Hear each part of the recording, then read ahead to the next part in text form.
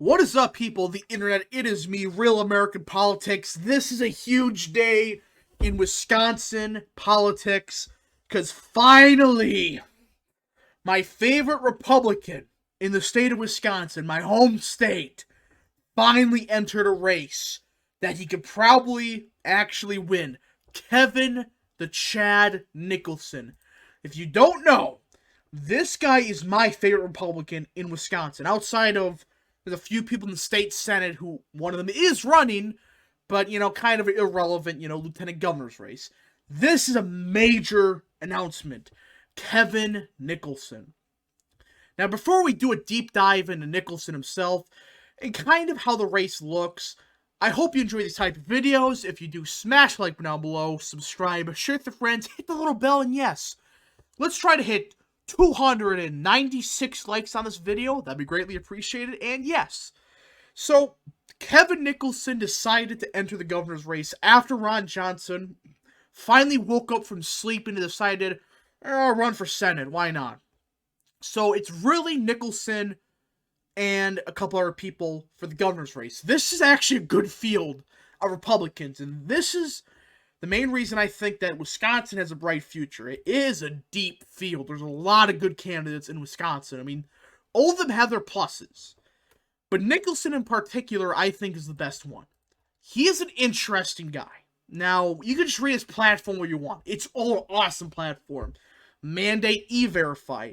If you don't know what E-Verify is, look it up. It is a very good policy, and most Americans support it. When you explain to them what it does, it's like 90% approval. In Wisconsin especially, E-Verify is pretty popular. Stuff like that in the Midwest would be very popular. Establish election integrity. Not this boomer con crap of, you see here, the kilobytes of data actually went over to China. No, none of that garbage. Just, hey, all absentee ballots, just count them in one location where everybody can watch it. There! That solves a lot of issues. Build our economy and reduce government spending. Now, I am not a fan of just cut the government spending. But I am in favor of this. Essentially, every year, every statewide department has zilch dollars. That means, hey, every single dollar, you gotta actually justify why you should get it. That is a good way to cut down on corruption, because folks, this garbage of them starting with like a couple $1 billion each, that just ends up with corruption. This is a good way to actually solve that. Like, hey, why do you need $30 million for a road that's like 1 mile long? That doesn't seem right. This can force these departments to stop on, do these huge payouts of people.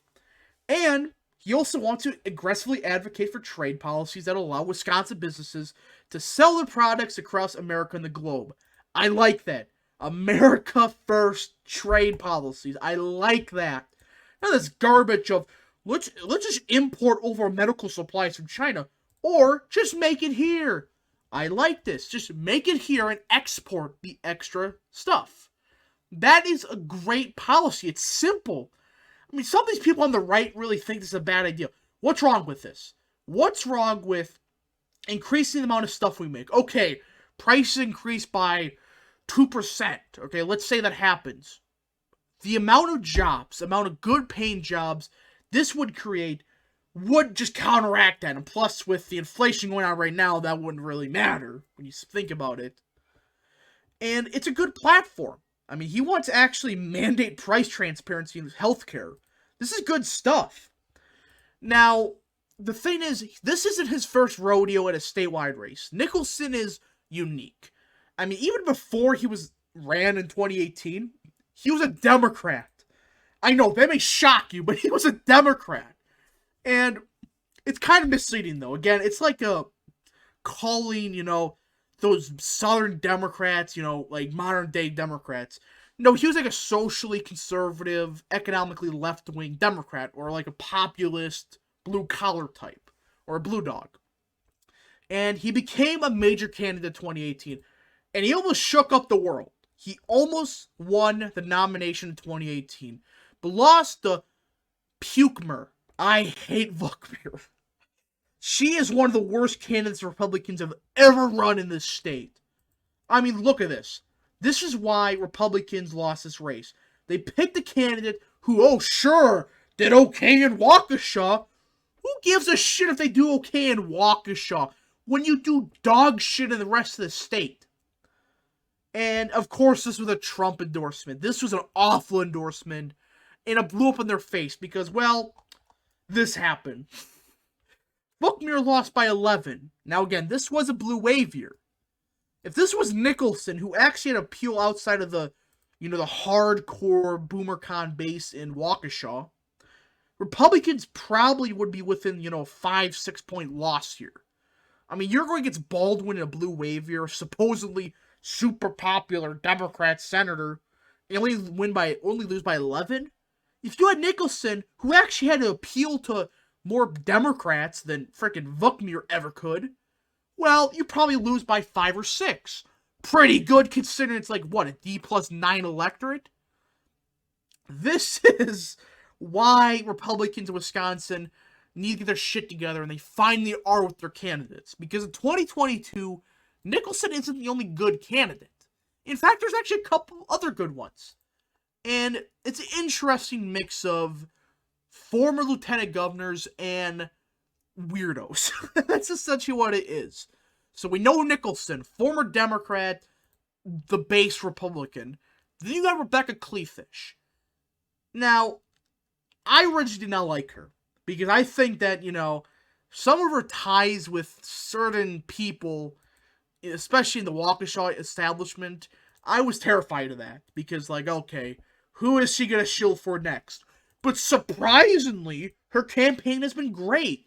She's been running on a Wisconsin first, more populist-esque campaign. Okay, let's end these mask mandates, let's end this garbage, and let's actually help the citizens of the state. That's pretty good. Then you have the weirdo. And this is my fear with these two running, because Nicholson, very good. Kleefisch, pretty good. You got one more. Wickman. Jonathan Wickman. I have my opinions on this guy. It's weird. It's complicated. So if you don't know, Jonathan Wickman is actually a decent candidate on some issues. He's a more libertarian-esque candidate, but not like Lolberg. He's libertarian-esque. Okay, let's legalize weed, let's get the government out of people's lives, stuff like that. But at the same time, pretty based on some issues like abortion. There is one issue, though. This may sound fine, though, you may ask. What's the issue? He is very popular with, let's just say the Boomer Q crowd. And in the past, there was some tweets unsurfaced of him saying some strangely Q shit. And if you don't know what QAnon is or Q is, don't look it up. It's a scam. It's a wormhole.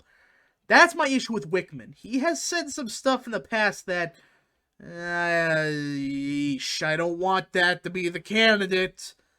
But that's my issue with Kleefisch and Nicholson running. If these two split the vote, okay, Kleefisch gets 35%, Wickman gets 35%, oh, let's say 30-30, alright? If Wickman gets 31%, of all the QAnon boomers and those that don't know who these two are, I mean, there's probably 10% of Republicans instantly would vote for Wickman because of this, the Michael Flynn endorsement. I mean, you have the risky candidate, to say the least, being the nominee. And I don't want that. I really want Kleefisch or Nicholson. I just don't want them to split the vote and end up with this guy. That would end poorly, to say the least. Now, there was a couple polls conducted, and you may say, oh, Kleefisch is going to win. This was an internal poll. Again, internal polls, 1 out of 30 of them are correct. And usually they're meant for fundraising. Oh, you see, we're up by 30 points. Give us your money, please. I mean, seriously, you have Wickman at 5% and Nicholson at 8%. That's horseshit. That is horseshit. Nicholson was a main candidate in 2018. You're telling me all those people forgot who he was? Give me a break. So, that's why I'm saying that it is a risk, but I do believe, though, 90% of the time it's be one of these two, Kleefisch or Nicholson. Again, both of them are solid, but I just don't want them to split the vote so much you end up with him. That is all. Anyways, I hope you enjoyed this quickish video about Wisconsin. If you did enjoy, smash the like button down below, subscribe, share with your friends, hit the little bell, and yes, thank you guys for watching, and we'll see you guys in the next video. Godspeed to all of you.